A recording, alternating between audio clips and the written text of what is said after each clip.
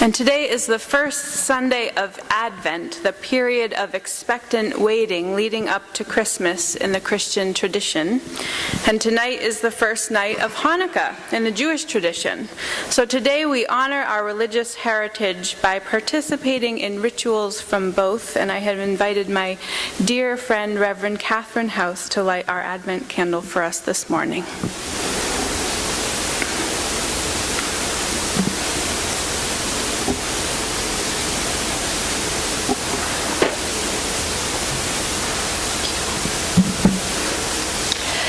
We light this first Advent candle to call upon hope. May those who are without today not be without hope. May oppressed communities not lose hope as they continue to struggle. May we continue to hope for reconciliation, healing, and new love in our lives. And may our own small light offer a spark of hope in the darkness. Thank you.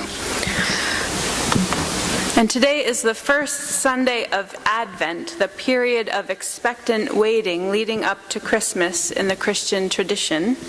And tonight is the first night of Hanukkah in the Jewish tradition. So today we honor our religious heritage by participating in rituals from both, and I have invited my dear friend Reverend Catherine House to light our Advent candle for us this morning.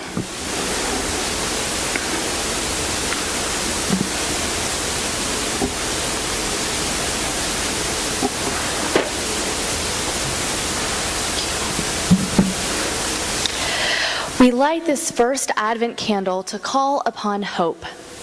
May those who are without today not be without hope. May oppressed communities not lose hope as they continue to struggle. May we continue to hope for reconciliation, healing, and new love in our lives.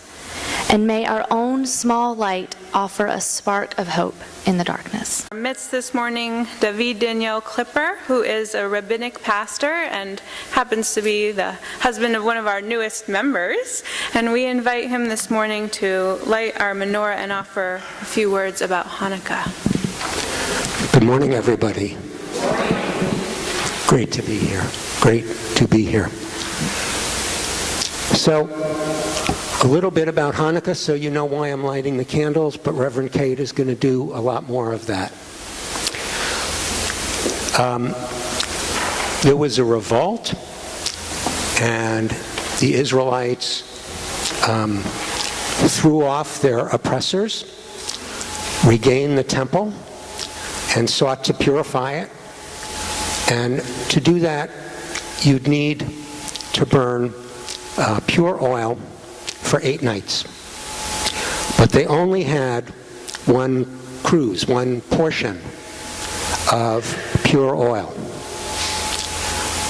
And they lit the portion, and the miracle of it is that it burned for all 8 nights.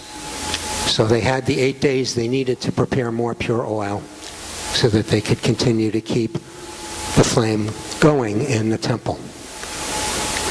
So that's why I'm lighting Hanukkah lights, which I will do. I'll say the prayers, I'll translate the prayers, and then I'll tell you a little bit more.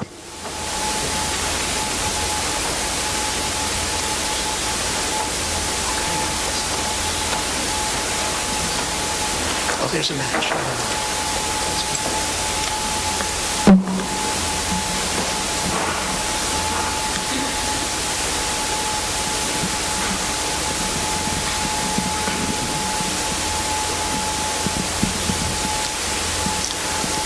Baruch atah Adonai Eloheinu melech haolam asher kiddushanu b'mitzvotav v'tzivanu lehadlik ner shel Hanukkah. Blessed are you, provider for all the universe, who gives us the opportunity to create light in the darkness by lighting the candles of Hanukkah.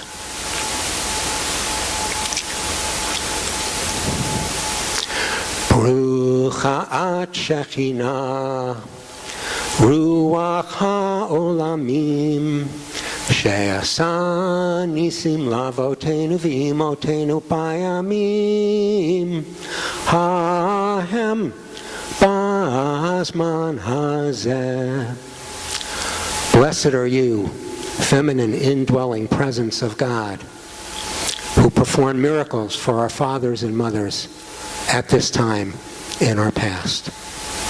And this is the one we only say the first night.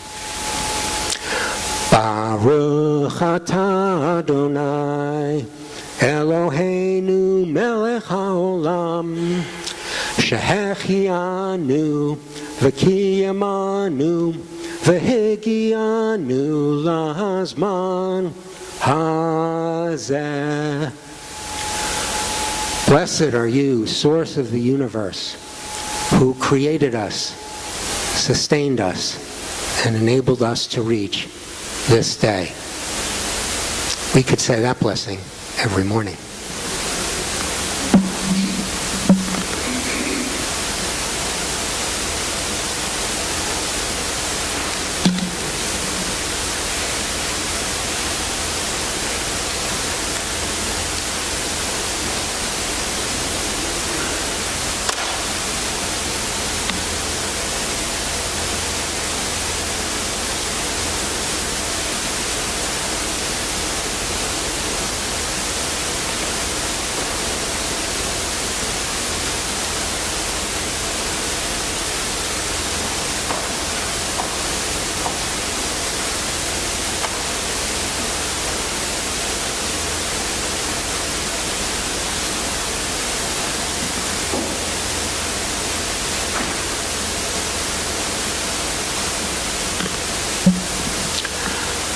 Although there are 8 nights of Hanukkah, we have another candle in the center that's called the shamash, the worker.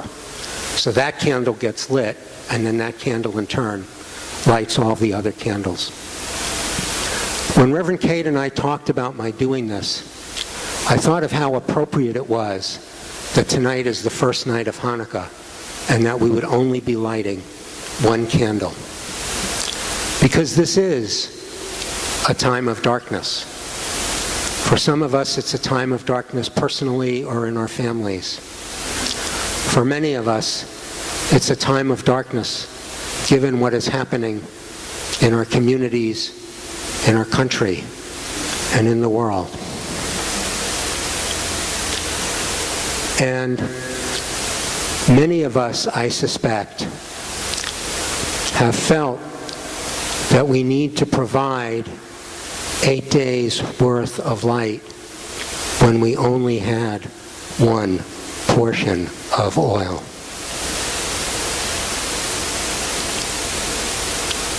So what do we do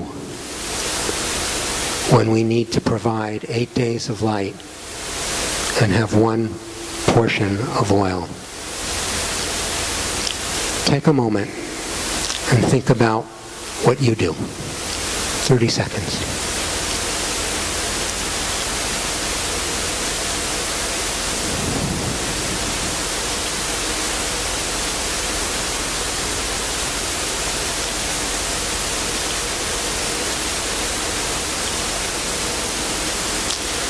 Thank you. I'm sure each of you came to your own answer.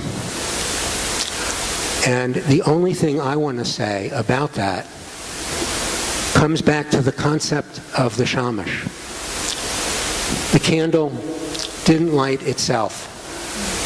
There was a power outside of it that lit it. May each of us, we can't do this alone.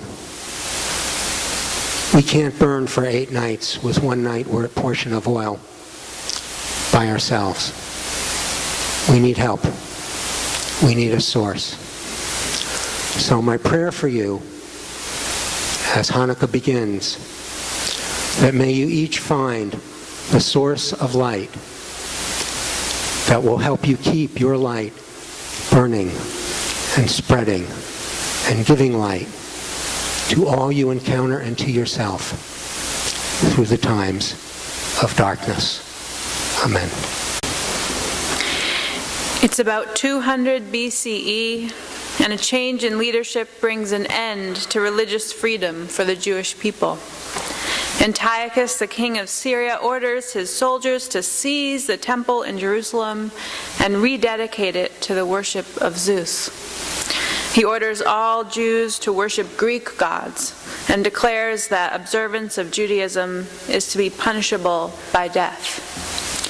A small group of rebels hide in the mountains rather than comply, and other Jews wishing to fight against the Greeks join them. This group, known as the Maccabees, grows and begins to fight. It takes years, but eventually they succeed in retaking their land from the Greeks, and they return to the temple in Jerusalem.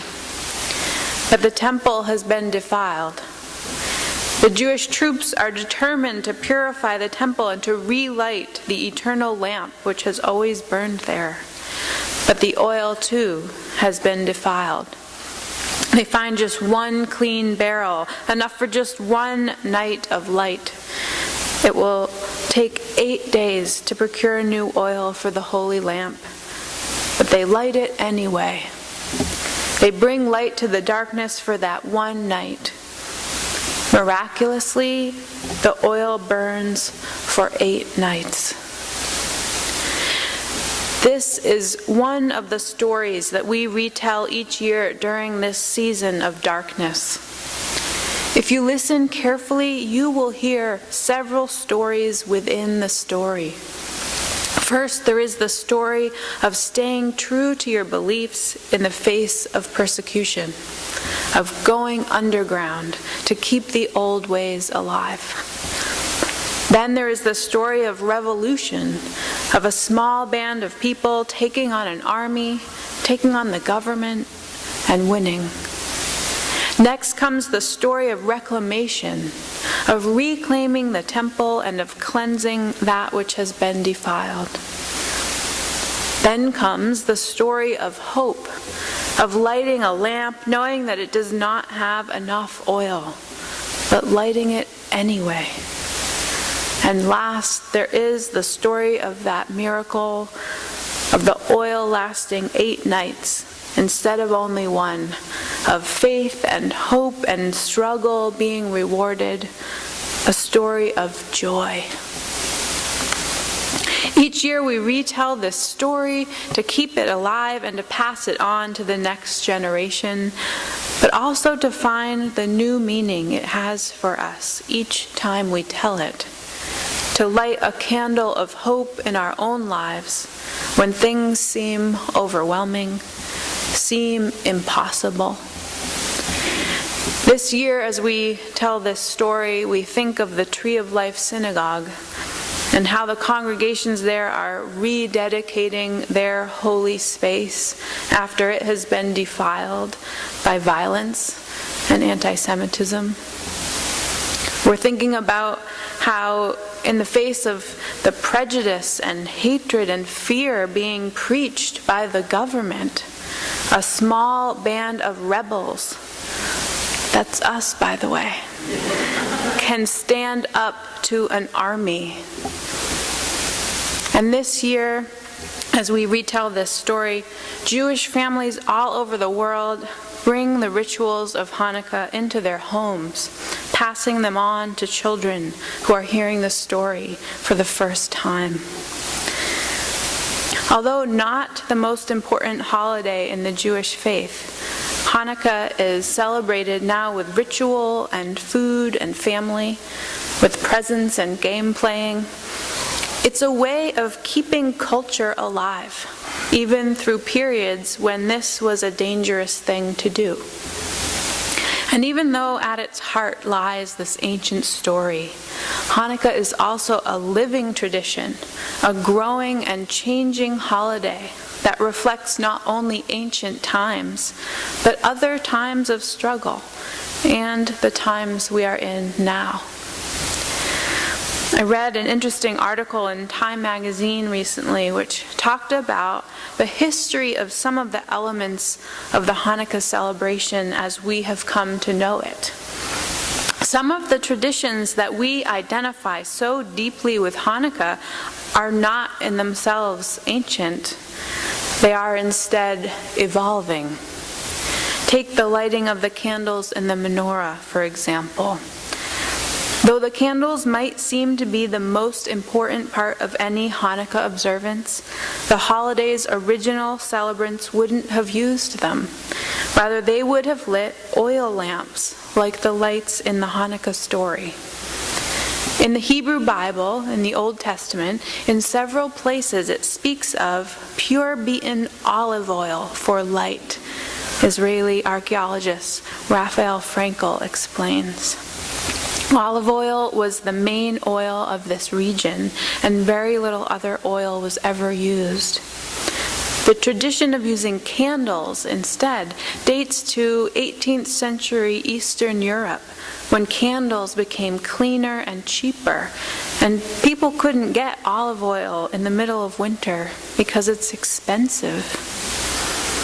And speaking of oil, eating fried foods during Hanukkah is considered a symbol of the oil used to light the menorah. Hence, jelly donuts. You may be very surprised to learn that the Maccabees were not munching on jelly donuts that first year after the temple was rededicated. I know, I was surprised too. Hanukkah donuts were actually the brainchild of the Israeli labor group Histadrut in the 1920s in what was then British-run Palestine. As food history expert Emmeline Rood wrote for Time, the end of the high holy day season in autumn often brought a lull in work in Jewish quarters. By pushing the donut as a symbol of the Festival of Lights as opposed to the DIY-friendly latke, the Histadrut could encourage the creation of more jobs for Jewish workers. And speaking of those latkes, of course we associate potato pancakes with Hanukkah, but in reality, latkes descend from Italian pancakes that were originally made with ricotta cheese. According to Yoni Applebaum, they were inspired by the Book of Judith, set hundreds of years before the Maccabean revolt. That book tells the story of a daring widow who seduced and killed the Assyrian general Holofernes to save Israel from invaders. In an obscure Hebrew version of the story, Judith distracted Holofernes in part by feeding him pancakes salted and mixed with cheese. So Italian Jews adopted the custom of deep frying cheese pancakes on Hanukkah to honor the story, which they linked with that of the Maccabees. And the tradition was passed down through European Jewish communities. But in the late 18th century, Eastern Europe was plagued by repeated crop failures.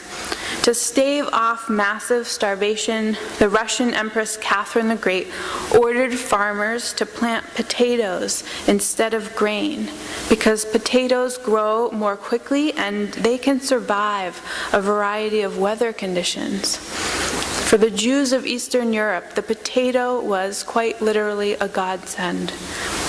Nurtured by the potato, which is not only rich in starch, but contains every other essential vitamin and mineral except for calcium, vitamin A, and vitamin D, the Jewish population survived and thrived in Eastern Europe. Soon, potatoes replaced cheese in the traditional Hanukkah pancakes. And that is what we have downstairs for you today, if you are lucky enough to stay for our annual meeting. And one last one, those foil-wrapped chocolate coins that children love on Hanukkah, and secretly adults do too, even though they sometimes taste of wax. Judaic Studies professor Gina Glassman says that in the shtetls of Eastern Europe, you do find something that is called Hanukkah gelt, but it had nothing to do with children and nothing to do with chocolate. Instead, this gelt was basically an end-of-the-year tip for itinerant workers. A butcher for kosher meat, a teacher for Jewish studies, the guy employed to bang on people's doors to wake them up for prayers. Hanukkah was a time when you paid these men a little bit extra. But as families moved from the community-centered shtetl to towns and cities, these money rituals of the self-sustaining communities began to change, and the practice of Hanukkah began to change as well. By the end of the 19th century, Glassman notes, you see mysteriously the custom switch from giving tips to giving a little gift to your children.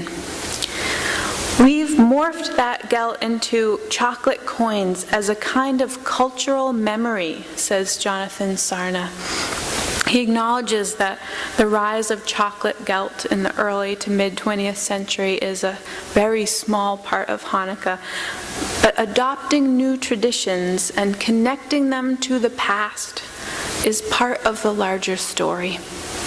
A simple treat, he says, can be a passport to this history of belonging and ritual and nostalgia, no matter how the chocolate tastes. Religious holidays in any tradition are always striking a balance between conserving an old story and keeping tradition alive and relevant to today. Over time, we incorporate new traditions into our collective story, and we ask ourselves what that old story can teach us about our lives today.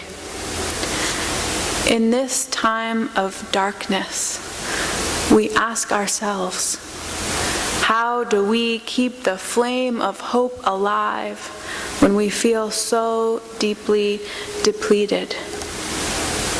If Eastern European farmers in the 1800s could change their cherished recipe to include what they had instead of mourning what they had lost, if in the 1920s a labor group could be so creative in finding ways to boost the economy through cottage industry, and if over 2,000 years ago a small group of rebels who had everything taken away from them could find a way to be hopeful, joyful, and resilient, to light one candle of hope, can't we find a way to do the same thing today?